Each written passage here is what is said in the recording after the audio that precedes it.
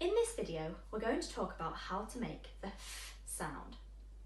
This is a long, quiet sound, like this.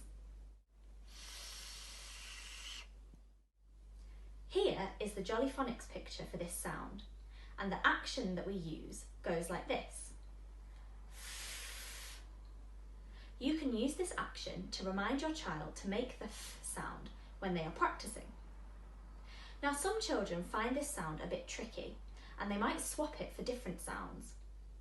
A common sound that children often change f to is the short sound b.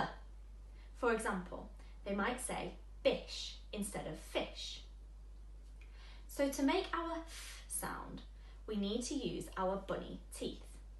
We need to put our top teeth onto our bottom lip and blow out like this.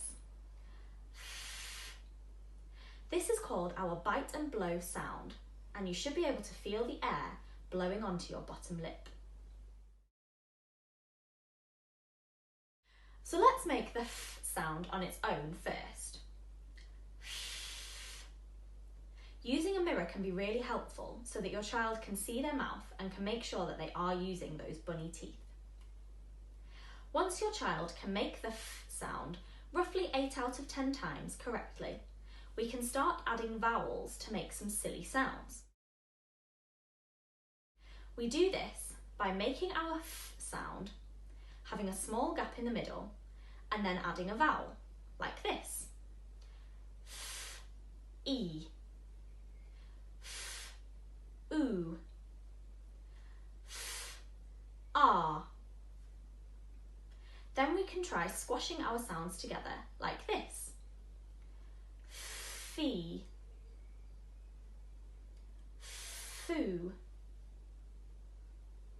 far. You can also swap the sounds round so that we use the vowel sound first, like this. E, f, oo, f, ah, f.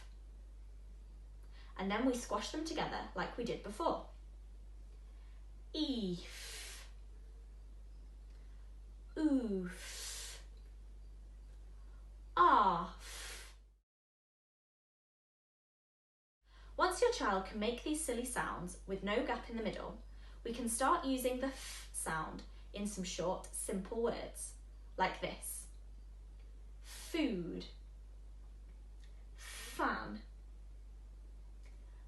farm, foot. Thank you for watching. Please see our website for more information and activities, or talk to your speech and language therapist about how to develop this sound further.